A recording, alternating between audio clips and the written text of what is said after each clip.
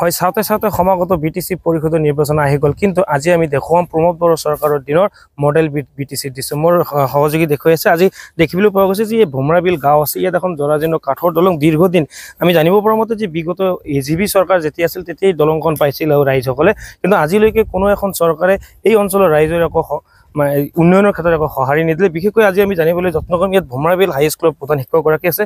বিশেষকৈ এই স্কুলৰ ল'ৰা ছোৱালীবোৰ যাতায়াতৰ ক্ষেত্ৰত এক দুৰ্ভোগ ভুগিব লগা হৈছে। বিশেষকৈ এই পথ যি চোৱা আছে, এয়া কিন্তু 31 নং ৰাষ্ট্ৰীয় ঘাইপথৰ লগত সংযোগী এক পথ হয়। মই জানিবলৈ যত্ন চাই দীৰ্ঘদিনৰ সমস্যা আপোনালোকৰ আজিলৈকে সমাধান হ'ল, চাওঁতে চাওঁতে বিটিচি নিৰ্বাচন আহি গ'ল, কি ক'ব? হয়, NK টিভিক মই নমস্কাৰ যাচিছোঁ, লগতে সমগ্ৰ বিটিচি বাসীক মই নমস্কাৰ যাচিছোঁ আৰু দাবীও জনাইছোঁ যে বৰ্তমান BTRৰ নেতৃত্বাধীন প্ৰমোদ বড়ো চৰকাৰে যাতে অলপ গুৰুত্ব দিয়ে।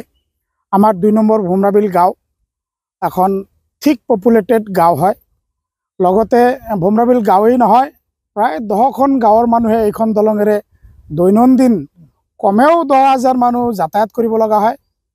আনকি বিদ্যালয়ৰ ছাত্ৰ ছাত্ৰী LP স্কুলৰ পৰা আৰম্ভ কৰি হাইস্কুললৈকে যিমানখিনি ল'ৰা ছোৱালী আছে আমাৰ আদিবাসী কলোনী এৰিয়াৰ পৰা, বিশেষকৈ 31 নম্বৰ ৰাষ্ট্ৰীয় ঘাইপথ সংলগ্ন এখন জৰাজীৰ্ণ দলং, যিখন দলং এটা সময়ত 1998 চনত AGP চৰকাৰৰ ৰাজেন মুছাহাৰী ছাৰে দিয়া এখন দলং। সেই দলংখনেই বাৰে বাৰে ভাগি পৰে, ছিঙি পৰে, বহু মানুহ যাতায়াত কৰোঁতে পৰি গৈ পেলাই হাত ভৰিও ভাঙিছে। এনেকুৱা অৱস্থাত আমি দাবী জনাওঁ ভোমৰাবিল ৰাইজৰ হৈ বা অত্ৰ অঞ্চলৰ ৰাইজৰ হৈ যাতে আমাৰ এই দলংখন অনতিপলমেই মেৰামতি কৰি দিয়ে বা নতুন এখন RCC কংক্ৰিট মানে ব্ৰিজ যাতে আমাক দিয়ে, এইখিনি আমাৰ চৰকাৰৰ প্ৰতি দাবী। আৰু ইয়াত MLA আছে আমাৰ 28 নম্বৰ গোসাইগাঁও বিধানসভা সমষ্টিৰ মাননীয় জিৰণ বসুমতাৰী ছাৰ। আবেদন কৰিছিল নে বা জনাইছিল নে জনপ্ৰতিনিধিক নিৰ্বাচনৰ সময়ত আহে? হয়, প্ৰতিটো নিৰ্বাচনৰ সময়তে আমাৰ বিভিন্ন ৰাজনৈতিক দলৰ নেতাকৰ্মীসকলে আহে আৰু আমাক বিভিন্ন ভুৱা আৰু মিছা প্ৰতিশ্ৰুতি দি যায়, বিনিময়ত একো কাম নহয়। আমি বিগত দিনত বড়ো ৰাজনীতিৰ লগতে আমি সংযুক্ত হৈ আছোঁ, বড়ো ৰাজনীতিৰ লগতে বা বড়োসকলকেই আমি ভোট দি আহিছোঁ। যিহেতু BTR অঞ্চল, ইয়াত আমি অন্য চিন্তা কৰি লাভ নাই।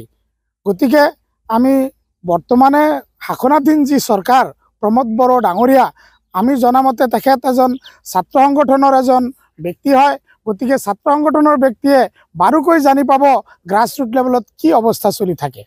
আৰু আমাৰ বিশেষকৈ BTR অঞ্চলত দেখা গৈছে বহুতো মানে আধুনিক গাঁও হিচাপে গঢ়ি তুলিছে। তেনে ক্ষেত্ৰত আমাৰ ভোমৰাবিল গাঁও এতিয়াও বহুত পিছ পৰি আছে।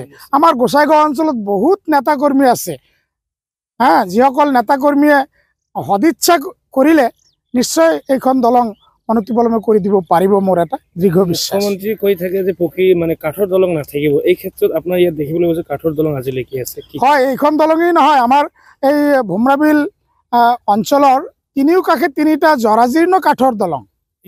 নদীটোৰ কি নাম আছে? নদীটো হ'ল হাৰাপুতা নদী, যিটো মালাগুৰি চুইচ গেট পাৰ হৈ তেলিপাৰা এগ্ৰিকালচাৰ ৰিচাৰ্চ পাৰ হৈ আমাৰ SSB 31st SSB বেটেলিয়ান কেম্পৰ আমাৰ লয়াৰ অসমৰ যিটো হেডকোৱাৰ্টাৰ বুলি কয় SSBৰ, তাৰেই সংলগ্ন এইখন দলং খুবেই জৰাজীৰ্ণ। আজিলৈকে কোনো মেৰামতি বা কোনো নতুন দলঙৰ চিন্তা চৰ্চা কৰা নাই। ঠিক আছে, ধন্যবাদ থাকিল।